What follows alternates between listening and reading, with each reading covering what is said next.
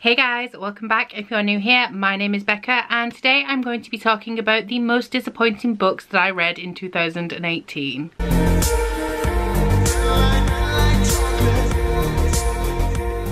So to be honest, 2018 was a really great reading year for me. I read the majority of 5-star books. 5 stars is the rating that I gave more than any other rating, but there were still some things that I read that were really disappointing. Now this is going to be the first in my end of year wrap up, sort of week of wrap ups that I'm doing, and we're going to start off with disappointing. There will also be surprising, the worst and the best. So these books that I'm talking about today are not the worst books that I read. One of them at least I gave a 4 stars. They just really weren't as good as I was expecting them to be, or they were okay, they just weren't for me. People have said that they're amazing and they just did not rock my world. So I only have 5 disappointing books to talk about. Like I said, I've read a lot of good books this year, but let's just get into it. So first up we have Binti by Nidia Korafor.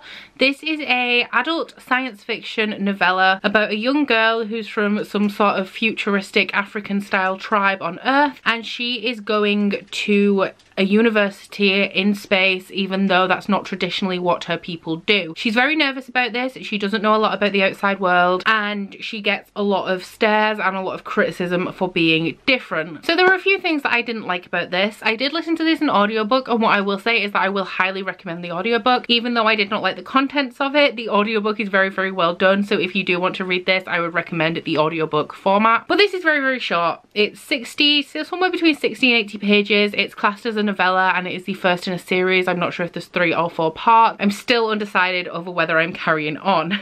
But through reading this book, I've realised that there is a very big possibility that short fiction is just really not for me. As you guys know, I am a fan of a big series. The bigger the series, as long as it's engaging and not just like pointless like the House of Night series, but as long as it's engaging, I really, really like epic series. I like lots of plot, lots of dimensions, and you just can't pack that complexity into a novella. I'm not saying that you can't have like complexity in there or complex ideas. It's just not enough to satisfy me. So I think one of the things that I didn't like about this is that it was kind of short. Because of it being short, there was a scene in this where essentially there's an alien and is speaking an alien language, and Binti, who is the main character, can understand it.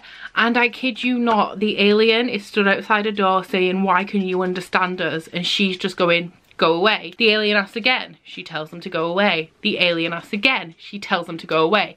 There aren't many pages in this book. Stop repeating the same thing. Just really got on my nerves. And so they are pretty much the only real reasons that this story was disappointing to me. I think I gave it 3 stars, so it's not like I hated it. It's just a lot of people speak very highly about this and I didn't really like it. Next up we have Sea Witch by Sarah Henning. I believe I got this from the library, and this is an Ursula from The Little Mermaid origin story. It is based on the original Hans Christian Andersen fairy tale and not the Disney adaptation that most of us will be more familiar with. And it follows 2 girls and 1 boy. They are best friends. The boy is a prince. One of the girls is sort of like a Danish lady, and the other one is the daughter of a healer, and the daughter of a healer is the main character. The main plot of this book is that when they were children, they had this foolish swimming competition when the sea was quite rough, and the girl that was a lady drowned. Later on, when they are much older, I think it's the prince's birthday, and the prince falls into the sea and is rescued by this mermaid that bears an awfully big resemblance to their dead friend Anna. This promised me a really dark and wicked Sea Witch origin story. That's not really what it delivered. A lot of people really, really like this book. I thought it was just okay. One of my main criticisms of it is that the whole beginning section of the book, like the majority of the book, is very light. It's a romance, essentially. It's like a young adult fantasy romance type story. Nothing really stood out. It was just kind of average. It was very light. There weren't a lot of dark aspects. Anna's all sweet and innocent and like batting her eyelashes, and the main character is very naive. The prince was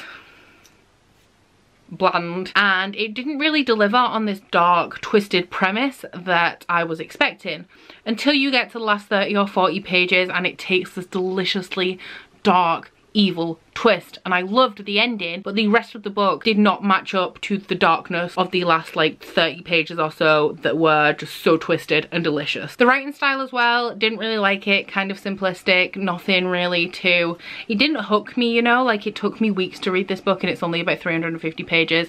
I just wasn't invested in anything, didn't care about the characters, and it wasn't as dark as it promised it would be. So one of the ones you're going to crucify me for is To All the Boys I've Loved Before by Jenny Han. This is another book I gave 3 stars and everybody really raves about this. There are some people on BookTube that I greatly admire that absolutely adore this trilogy, and I have read my fair share of contemporary romances and I acknowledge that I am too old for them to like be fully invested in them now, but there are a lot that I've read that I can read and say I appreciate this, this is good, this romance gives me butterflies, it's cute, even though a lot of the drama and conflict in them kind of make me cringe because I'm sort of old enough that those things seem really trivial to me. It's not that I'm bashing on a young adult book as an adult, but this book follows Lara Jean, who writes a bunch of love letters. Every time she's coming out of a crush, she exercises her feelings by writing a love letter. She puts them in a hat box, somebody sends them out, and she has to deal with the chaos of the people that these letters are about reading them. Like I said, I've read quite a bit of contemporary romance. I feel like even though this is young adult, I'm an adult, the main character is supposed to be younger than me. I feel like Lara Jean reads ridiculously young and baby-like. She calls her mum and dad mummy and daddy. She's very naive about things. She's very judgmental, and I just did not gel with her. I absolutely loved the romance aspects of this, but I absolutely hated the family dynamic. I can't stand Margot. Margot is preachy. Margot is judgmental. I don't like her. But what is more annoying than Margot herself is Lara Jean's attitude towards her. Throughout the majority of this book, I felt like everything that she did, she would think, oh, I'm gonna go do this. Oh, but Margot would do this. Why can't I be as good as Margot? I can't do this. Margot wouldn't like it. And I'm like, just stop being obsessed with Margot isn't even here. Margot leaves the country in like a very early stage of the book, and Lara Jean is just obsessed with her, and I just could not stand it. Now for one that I actually own, we have Batman Nightwalker by Marie Lu. This is the second book in the DC Icon series. It is the only one of this series that I have read so far. They are a collection of standalone superhero origin stories written by popular young adult authors. I read this one for the booktubeathon because it satisfied one of the challenges and it is quite short, and I've been meaning to get to these because I have all 3 of the published ones so far. I will admit with this one, I was very disappointed with it, but I admit that I don't like superheroes, so going into it I knew that I wasn't gonna absolutely adore any of the books in this series. I have heard from a lot of people who are really into superheroes and Batman that this does not feel like Bruce Wayne for a start, but my criticisms of it is that the story just felt kind of flat. It felt like there were a lot of plot holes.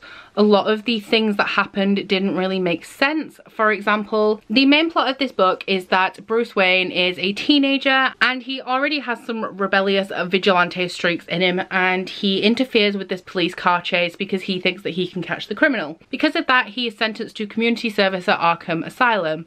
There he meets a girl who I think is called Madeline Wallace, who is in like the high security section of this prison, and he just becomes entranced by her. She's very enigmatic. He wants to know what she's in there for. He thinks the guards are cruel to her, but she is like a high security prisoner. So this police investigator hires a teenage boy. She gets him to go down and talk to Madeline wearing a wire. You would not involve a teenage boy in an investigation concerning a high security prisoner. You just would not do it. Another complaint I had about this book is that while he's down there talking to her, at some point he isn't wearing a wire or they're doing something down there. It's been like a few months since I read this. But essentially, apparently, this very high security area of this prison that has the most dangerous prisoners in the entire city locked inside it does not have any audio equipment, does not have any cameras. Nobody knows what he's doing down there. Nobody can hear their conversations. And I'm like, would you really leave such dangerous people so unmonitored? I don't think you would. As well as that, like with Sea Witch, the story just didn't really pull me in. I did really like Madeline Wallace, but I'm like a villain girl. I love villains. But the story as a whole, the characters, the writing, didn't really enjoy it. I am going to try something else by Marie Lu. For a very long time I have thought that she's not the author for me, but I'm willing to kind of give this the benefit of the doubt as being a superhero story, knowing that I'm not too interested in superheroes, and give one of her other books another try. Hopefully I'll enjoy it more than this one. And the last book on this list, and one that I can say is the most disappointing book I have read this year because it was so highly anticipated. You guys know me, you know who I'm trash for, but I was disappointed by A Court of Frost and Starlight by Sarah J Maas. This is going to be on a lot of people's lists this year. So this is a novella that's set after the events of the last book in the ACOTAR series, and it is essentially a Christmas fluff story. We were promised a novella, we weren't really given any plot, and I feel like, especially myself, but I know a lot of people as well, when they heard Sarah J Maas was writing a novella, they expected something like this.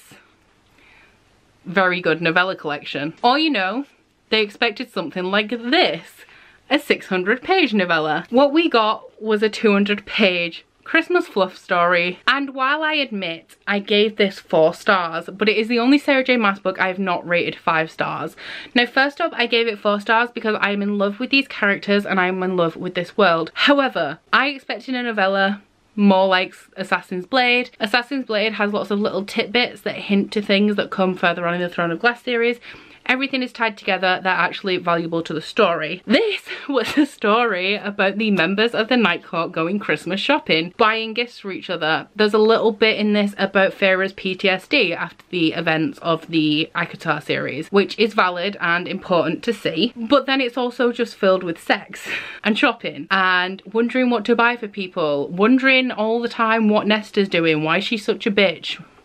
Answer, she always has been a bitch. And to be honest, the most disappointing thing about this is that it read like fan fiction. I could quite easily believe that any of you guys could have written this and not Sarah J Maas. It was just like quite easy to believe that this was written by a fan. It's fan servicing, it has no substance, it has no plot, and it was disappointing. Like I said, I gave it 4 stars because I'm in love with these characters, and if it had been marketed as being a little bit of fluff and just a little bit of like hanging out with the characters, and it hadn't been the price of a full price hardback, then it wouldn't have been disappointing, but it was never explicitly presented as being what it is, and I think that's one of the reasons that it is very, very disappointing, not just to me but also a lot of other people. So that is everything for my most disappointing books of 2018. Please let me know if you were disappointed by any of these. Also let me know if you liked any of these, because we all have different opinions. Please don't forget to like this video if you liked it and subscribe if you want to. If you head into my description box, you'll find a link to my Goodreads, Instagram and Twitter if you'd like to follow me on any of those, as well as a link to my Bookish body butter and candle website, the Instagram for that, and 10% off discount code. But that's it from me today. Bye! Oh, you bite your friend like chocolate. You say you'll go where nobody knows, with guns hidden under our petticoats. We're never gonna quit it, no, we're never gonna quit it, no.